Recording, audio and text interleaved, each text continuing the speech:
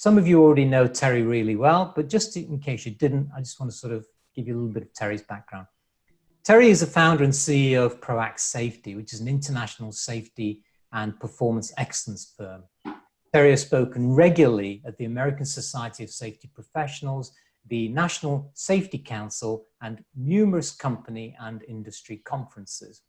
He's well known for his dynamic presentations and writing in the fields of behavioral and cultural safety, leadership, and operational performance. Terry has authored a monthly column for EHS Today for the past 10 years and is a co-author of 5 books, 375 blogs, 500 plus podcasts, and numerous training materials. And if all that's not enough, Terry has been named 4 consecutive times as one of the 50 people who most influenced EHS. So, Mr. Terry Mathis, thank you very much, and a very warm welcome. Thank you. Thanks, Sonny. Generally, when I start talking, someone says you ought to be on television or the radio. I worked my way through college there, so the voice is practiced and professional, hopefully, like that. And hopefully, too, I've gotten rid of a little bit of my Texas accent, so it's not quite as noticeable. Great to have all of you here today, and your interest in safety. You know, I often say there's 2 kinds of people in the world: the kind that care and the kind that don't care. And the kind that don't care don't get involved in safety because they don't care.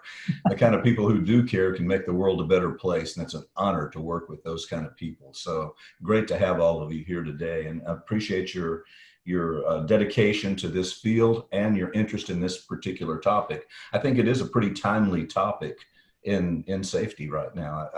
A lot of things are going on. If you're a member of, I think it was still ASSE at the time, it hadn't become ASSP, but in 2017, in the main conference over there, there was a big debate, I want to say a challenge, I think, of this same topic, HOP versus BBS. And I think Todd Conklin was there and Scott Geller was there, and they kind of squared off and discussed some of the issues. I wish I had been there because I thought a lot of the pertinent points didn't get brought up one way or the other. I've known Scott Geller for many, many years right now. He attended one of my sessions at ASSP in San Antonio about a year ago, and he and I had a chance to chat. ProAct Safety is 27 years old right now, and I did this for a couple of years for another company called BST, which is now DECRA, bought out by the German big consulting firm. Before that, I was the director of training for Coca-Cola. And Sonny was asking me as we got started here today, how many people, really know what HOP is? And my retort was, I think more people misunderstand what BBS is than HOP. I think HOP has been fairly well defined. I mean, if you read one of the books or you read some of the articles about it, you probably understand it better than you do behavior-based safety, because some of the articles that are written about, most of the books about behavior-based safety are very one-dimensional. They say this is the way to do it. Just to let folks know, what we'll do is we'll sort of warm up with a question from me to you and just get things going. Let me start by asking you, what is HOP? What is BBS? If you boil it down to the very essentials, behavior-based safety is a process by which you identify specific behaviors that are within the control of the average worker that could make a big difference in safety. Now, the way they do that varies tremendously. Some people take a generic list. Some people get their list from somebody else. Some people sit around a table and say, what do you think we ought to work on? Other people, like myself, we do what I call a behavioral Pareto analysis. And we look at past accident data and we determine which behaviors could have prevented the most accidents historically, and we focus on those first. Now, again, that's flexible and can change over time. So the first part of BBS is which behaviors do you want to focus on? The second part of BBS is how are you going to reinforce those behaviors? How are you going to make them a reality in your organization? And almost everybody uses peer observations. Some people use top-down observations, supervisory-led observations, safety department-led observations, but almost everyone does an observation. The great thing about a behavior is it is observable. That is the definition of a behavior. It's an observable act. So that means if someone's doing it, you can see it. If they're not doing it, you can see that. So you can get, theoretically, a discrete measurement of what it's all about. So how are you reinforcing that behavior? Now, the interaction between the observer and the worker varies tremendously too. Some people only observe, some people give coaching feedback after they observe, some people post the data on the wall, some people don't.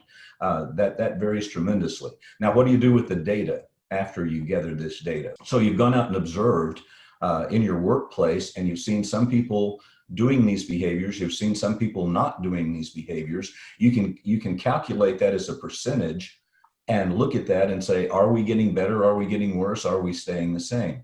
The problem with that is most people who are doing observations aren't using a good sampling strategy to do so. So if you gather if you gather this data a different way every month, the trends in your data are statistically meaningless. You have to gather this data the same way or a similar way every month to make the trends really meaningful. Now, what do you do with that data? Once it comes back in, do you look at it and say, oh, we're doing great, keep it up? A lot of people simply look at the number of observations and they think that's their main metric. If we're doing enough observations, we're gathering enough data, we're giving enough feedback. The really good people that are doing this are looking at this data and almost doing an HOP process right there in the BBS steering team, looking at this data and saying what influenced people to do these behaviors, or what got in the way, what were the barriers and obstacles that got in the way of people doing these behaviors, and they started addressing those issues that way. Let me just get my thoughts together on that. So BBS is about checklists, peer observations, collecting the data, and would you say it's more observational, whereas HOP is very practically focused? I'm trying to get a feel for that. Yeah, well, again, HOP is saying, let's take a systems approach. Let's look at what influences people to do what they do or not do what they do out there in the organization. So they also say, let's get employees learning from one another.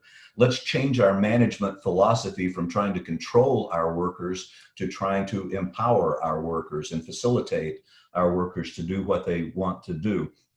Let's fix the system instead of fixing the worker.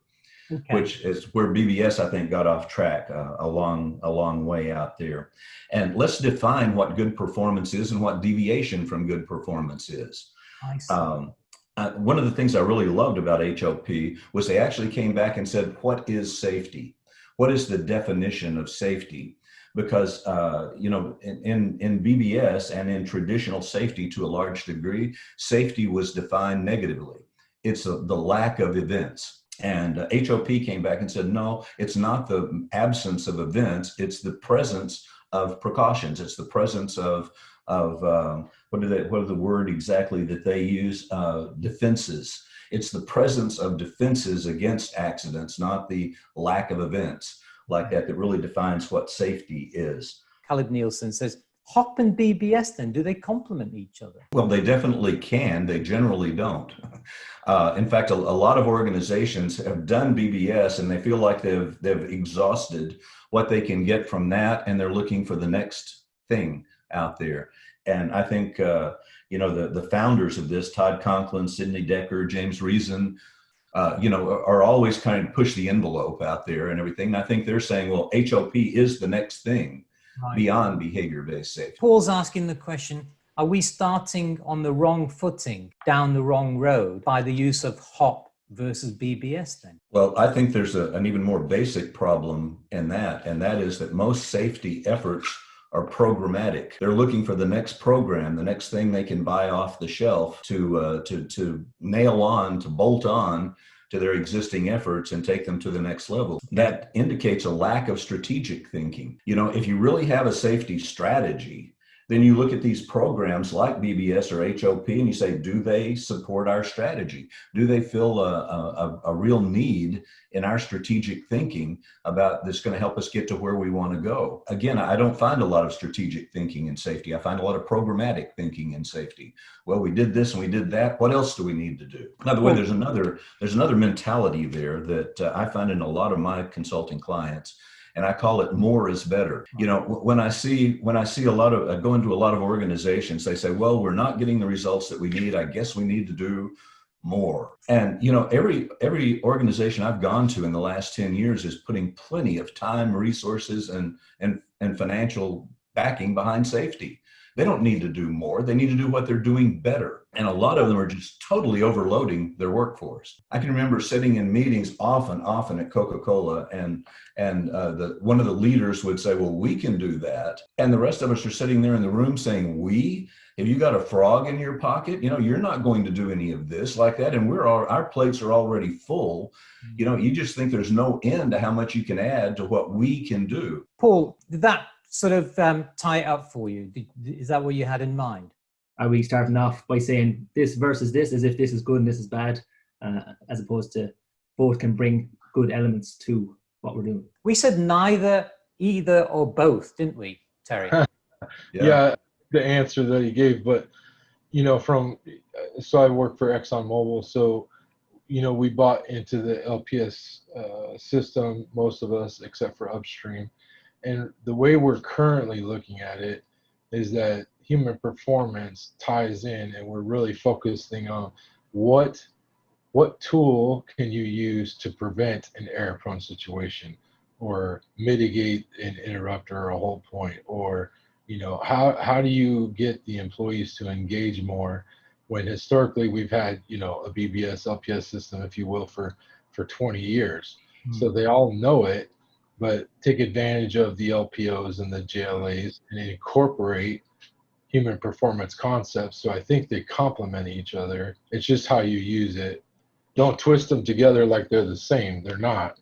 They're purposely made for a distinct reason, but you have to manage it well, and then making sure you incorporate human performance concepts within your incident investigation tools and really dig in deeper, because the knee-jerk reaction is the human is the problem, but that's not the problem. If you keep digging, it's typically tied to a process or systems. Yes. Yeah. I got into a real mess with BBS when I first started, and that is the leadership took it on board and it became a numbers game. How many observations have you done? Is that how it's supposed to be then, Terry?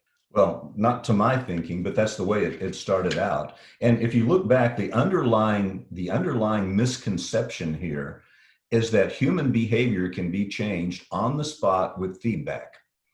And if you really believe that, then that number of observations is key. I mean, how much feedback did you give out there in the workplace? Well, 400 a month.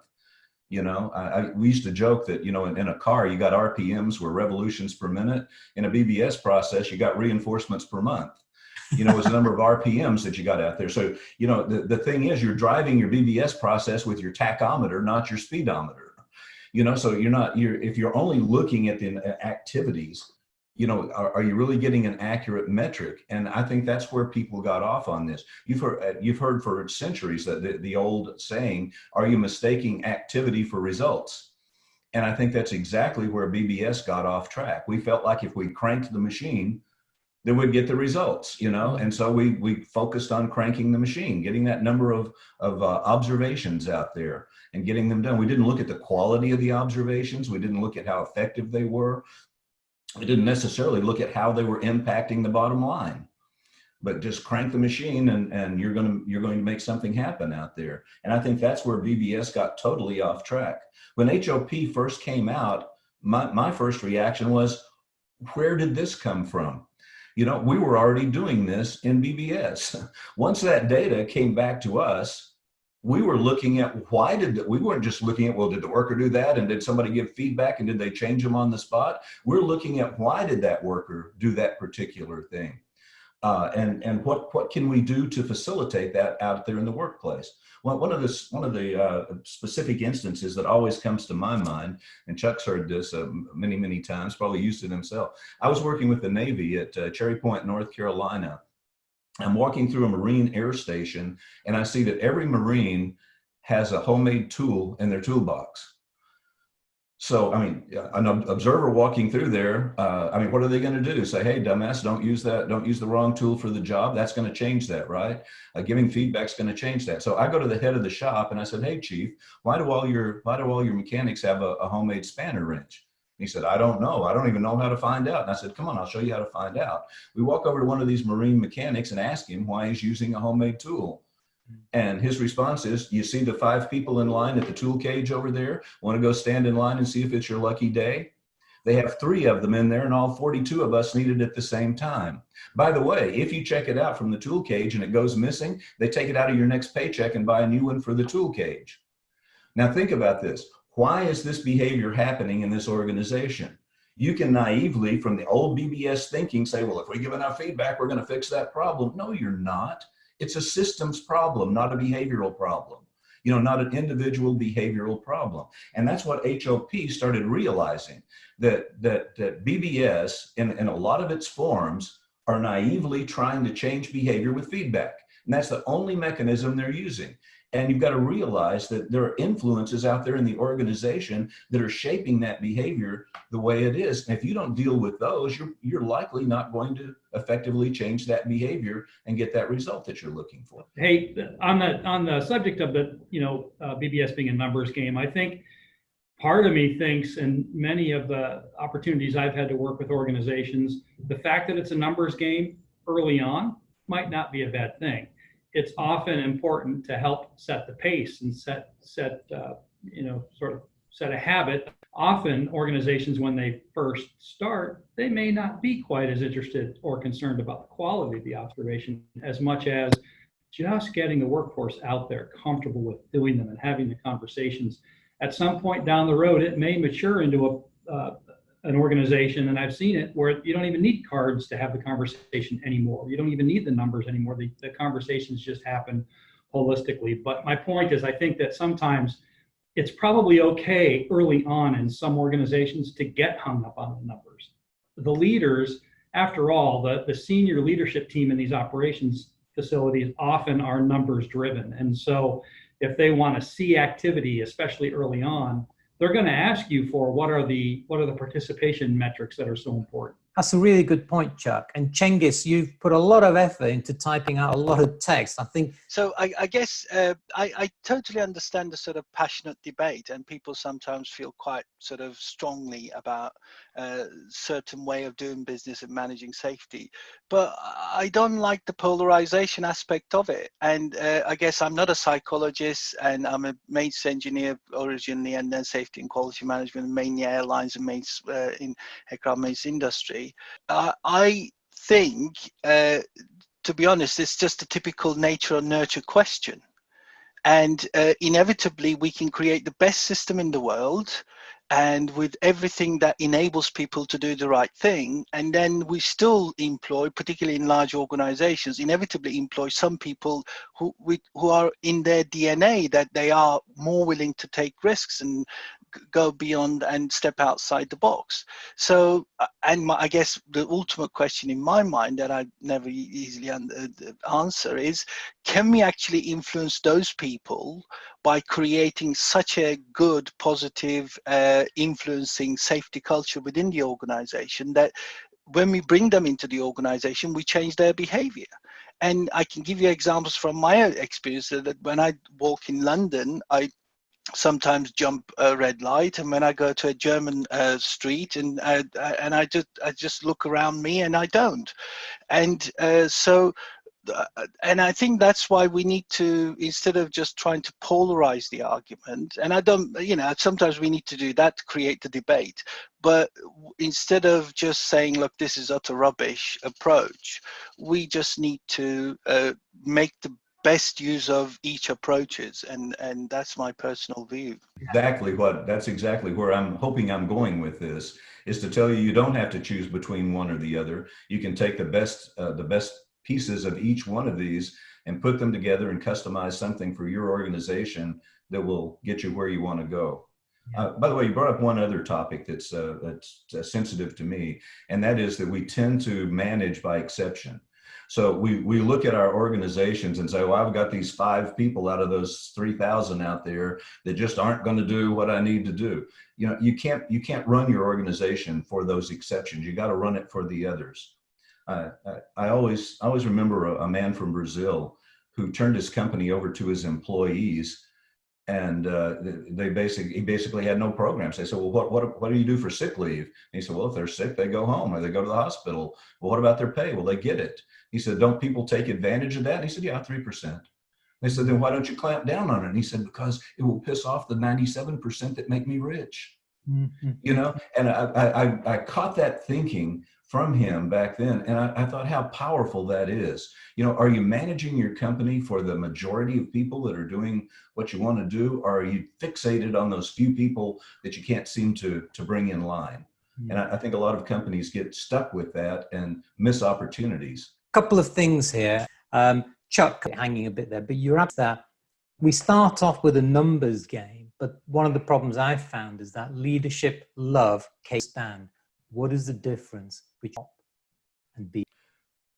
I think the main element, the activity that's there, is that observation thing. You know, I get, and I haven't seen as many HOP organizations. I've seen organizations that develop or that adopt HOP were already doing BBS. You know, the vast majority of them. They may be quitting doing BBS when they start HOP, but most of them aren't. They're adding it to. But that observation part is the big part. And here's the opportunity to me. If you're going to sit around a table doing a HOP process and say, let's see, what influences people to be safe or to take risks out there, that's a potentially valuable thing to do. If you're an observer and you go out there and you see somebody doing something safe or taking a risk, and you question them right there on the spot and say, what influenced you to make that decision this way or that? I think that's better, more pertinent information to bring back to a HOP process than sitting around the table and theorizing. And I think that's the real opportunity. Can you use BBS data gathering to feed a HOP process? And I think that's where the two of them can be so incredibly valuable. When HOP first came out, I thought, where did this come from? I've always done that. I've always looked at the systems issues. I've always looked at the other influences. I've never naively thought that telling somebody, hey, I'm concerned about you, or don't do that, or I actively care, or whatever, is going to change their behavior necessarily on the spot. I'm going to have to look at what shaped that behavior the way it was in the first place. I mean, how long ago did Aubrey Daniels write his book R+? You know, he was telling us back in the 80s, guess what? You know, your organization is giving you exactly what you're facilitating. Exactly what you're reinforcing out there in your organization. Your current level of performance is exactly what you're reinforcing. So if you want to change what you're getting in performance, you're going to have to change what you're reinforcing out there. This isn't a new idea. This idea has been around for a long, long time. R+ is still a textbook in behavioral science programs at universities. You know, that kind of thinking. So how did it escape the early BBS process? So Caleb's made an interesting say. He said BBS provides insights into how activities are being performed, while HOP tools help clarify the context of the activity. But what do you think, Terry? BBS provides insights into how activities are being performed, while HOP tools clarify the context of the actions. I think that's potentially true. A lot of the BBS processes that I observe and get called in to, people call me in and say, why is our BBS process not doing everything we want it to do? It's not doing that. It's not providing that kind of information. You know how few observers actually probe and create a conversation with the people they're observing out there and try to understand what influenced them to make that decision? Most of these conversations are totally one way. The observers out there saying, here's what you did safe, here's what you didn't do safe. Shape up, you know, do it better next time. Don't put yourself at risk, whatever it is, like that. And end of observation. And if that's all you're doing with the BBS process, you're not gathering insight. I mean, you know how many people did it and how many didn't. You don't know why. So if you don't know why, how do you fix it? What do? You bring that information back and sit around a table and scratch your head and say, people are using the wrong tool for the job. How do we fix that? You're shooting in the dark. So if your BBS process actually gathers the kind of data that you're talking about, yes, that's exactly what ought to happen. And then if you use a more HOP kind of design process to think about this systematically, just individually, you know, the hierarchy of controls, I think, got us off in the wrong direction too. You know, if you're trying to control your workers out there, you know, you're not trying to empower them and list them. You're not trying to facilitate safety out there for them. I think you're barking up the old BBS tree. So again, I think this idea of combining the best of both of these processes is where the organization. I think most of these processes, most BBS processes, most HOP processes say, make your organization fit our. And what I'm going to propose to you is you ought to make these processes fit your organization and your organizational needs. And that requires strategic thinking. Now, again, HOP has a section down here where they say, we've got to change our management. I think that's an incredibly important part of it. I don't think BBS is totally lacking that. BBS basically says, go fix your workers, and a lot of managers love that because they can totally abdicate their responsibility in safety and say, no, we don't need to do anything. Safety is all about what the workers do. Let's just go fix the workers and we'll fix safety. And that's part of the naivete of a lot of BBS process. Managing it. Is there not an opportunity here to sort of simplify? Well, certainly. I think all of these tools, by the way, I've watched several of your webinars on BBS, and my first impression was you got all. And that's one of the reasons I proposed this one. We talked about this. you can sit in an ivory tower and theorize how things ought to be in the workplace, but if you've never really been out there, if you've never been up to your waiters, in the reality of the workplace, you tend to think of things that sound good. And that's why I think a lot of these programs. And by the way, if you're an academic and you're part of a consulting company, you want a product to sell. You want to be able to tell somebody, look, I'm better than everybody else. My way is better than everybody else's. And unfortunately, I've never found that to be the case. Very few programs are an excellent fit for very few organizations. Almost everything needs to be customized, modified, utilized partly and not. The old STOP program, which was definitely the predecessor of behavior-based safety, right? This idea that you can see an accident before it happens and you can stop it from happening. Safety training observation program. Some of those, most of them were a flash in the pan. They did it for a little while, burned out on it. It went away. It didn't have any real sustaining mechanism to it. But a few of those things lasted for years and years and years and produced good results. And you know which ones they were? The ones from the organizations that didn't do it like it said to out of the box, but took those ideas and customized them and made them their own, within their own organ. They utilized the idea without being stuck on the methodology.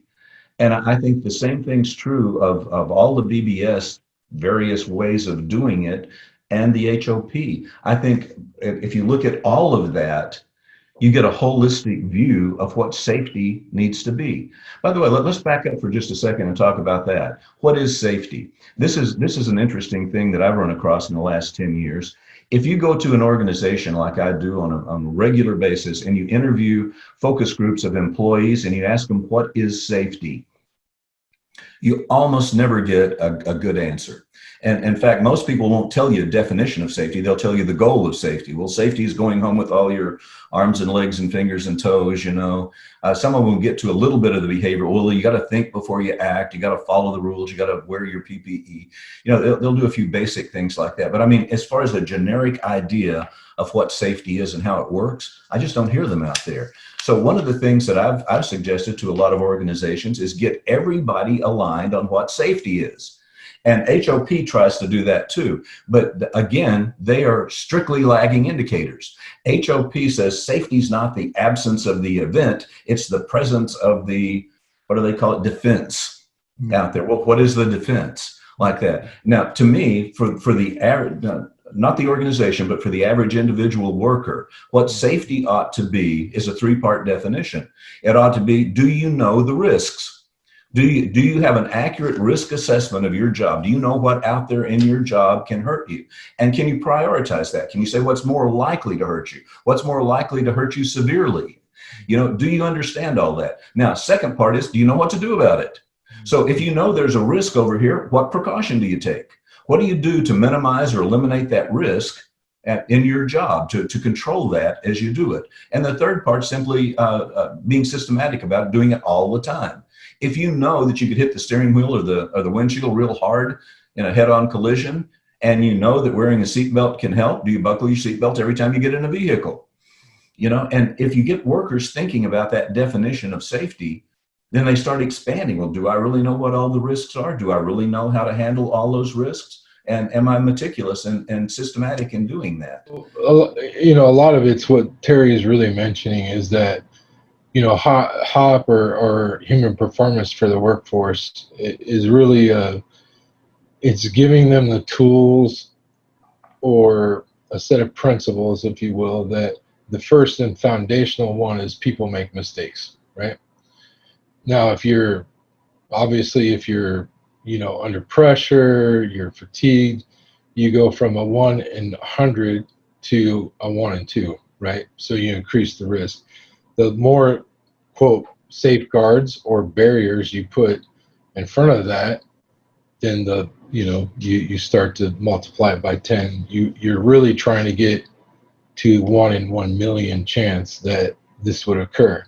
And that's giving them the proper tools to think through it. So, for example, human performance, at least the way we saw it from the DOE studies and nuclear studies that we did, was, the interrupters, the thought of interrupters, planned interrupters are what are called hold points, which typically people use those in a work procedure that says, hey, stop, you need to do an independent verification of this, or, stop, you need to do XYZ before you continue this step.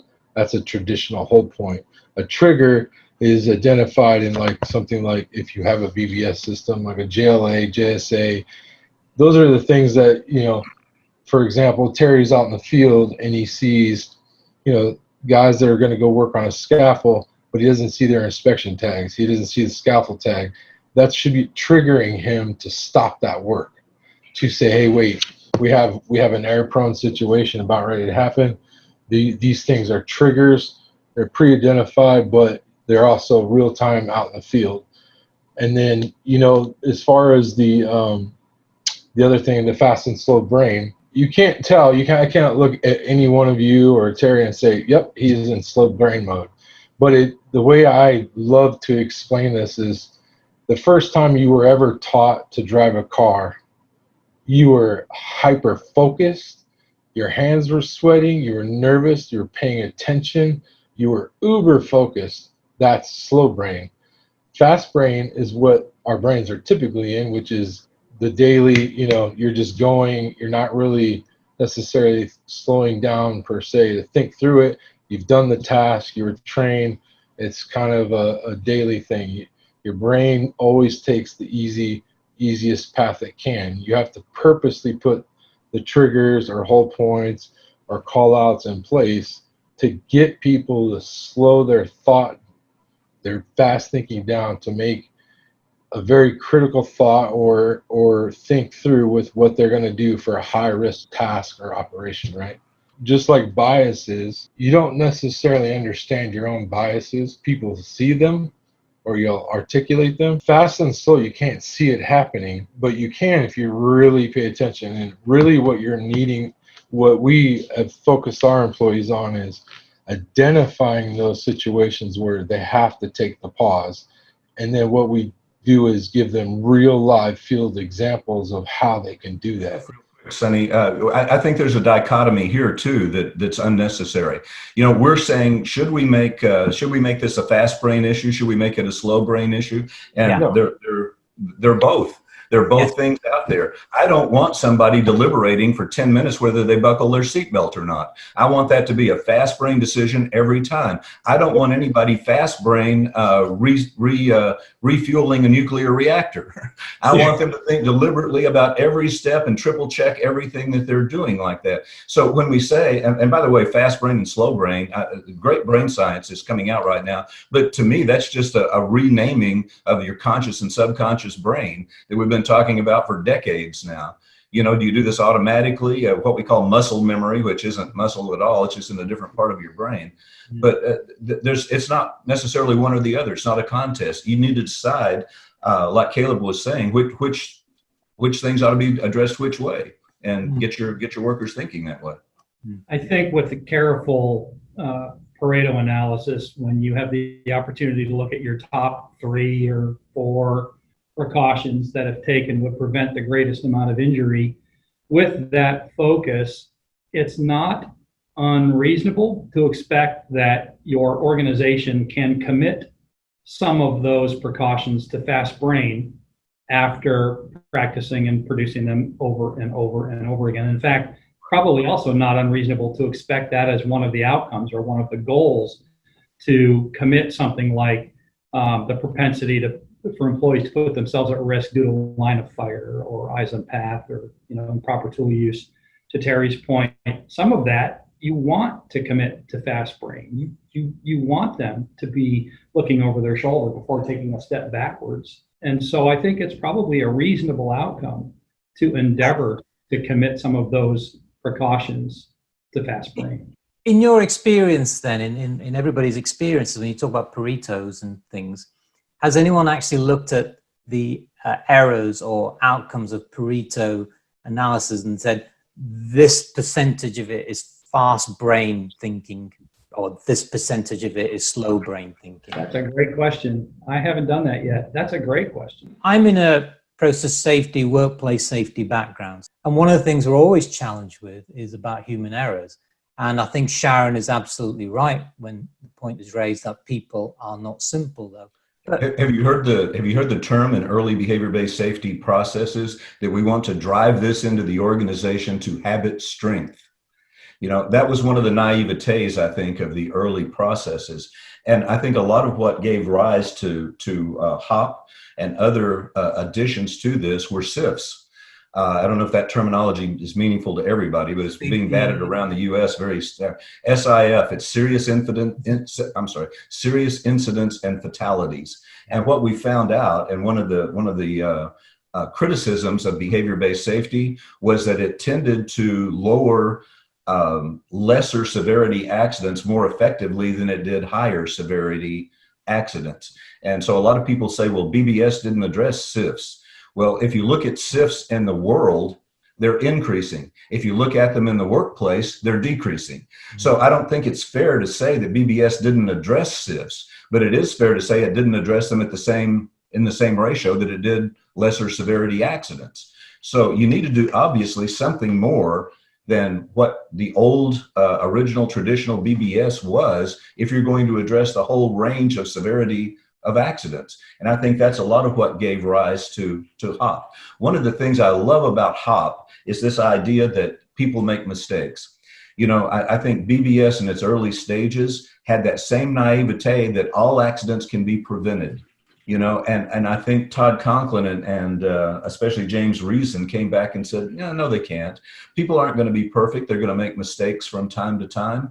And part of our safety thinking ought to be not if this happens, but when it happens. What do we do when that thing happens? And I think that kind of thinking actually does take safety to a new level. If you had to give some advice to organizations about HOP, neither, either, or both.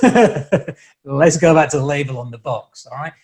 Okay, my advice is cherry pick, okay? I think both processes have some elements that could potentially be very valuable to your organization.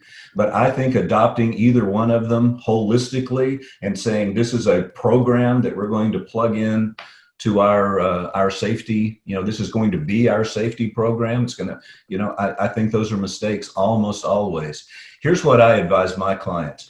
Analyze where you are. You are successful to a degree in safety. Really try to figure out why. What is it that you're doing right? What is it that's working for you right now that's making your lagging indicators go down to the level where they are? Okay, once you understand that, make sure you don't deviate from that you keep doing that. The next thing, though, is to analyze that gap between where you are and where you want to be. What is it out there that could make that difference? And from a BBS point of view, you know what I find? Generally, about 70% of it could be controlled if workers were focused on particular behaviors that they're not focused on, taking precautions that they don't, not on their radar screen that they think is important, would get you a long way toward the rest of that. Now, that other 30% of gap between where you are and where you'd like to be is fabulously more complicated. That's kind of the SIF gap out there that I find in a lot of organizations. Those are complex. They're not simple. They couldn't have been easily prevented by one step. They were multi-step things that happened. And that's where, if you get into this HOP thinking, I think it's very valuable. HOP makes you go through this list down here and say, well, are we managing this problem into our organization? Are our workers not learning lessons from each other? I mean, you go through this list like that and you see where that's happening. So again, my recommendation is get away from programs. Don't rely on programs to make you excellent in safety. Use bits and pieces of programs and customize strategically exactly what you need. Understand what you're doing that's working, understand what you're failing to do that's leaving that gap out there, and approach that strategically and use the cherry pick the best pieces of everything out there. HOP, BBS, and everything else that's out there, and put it together and address your particular issues. So, you know, this, that, or the other, my recommendation is a bit of this and a bit of that, you know, customized to your organization. That's where I see my clients who have the most excellent, fabulous results. That's what they're doing. Can I say thank you? And thank you to everybody who took part, and stay safe, travel safe, and well, keep safe. Keep making the world a safer place. Appreciate what all of you do.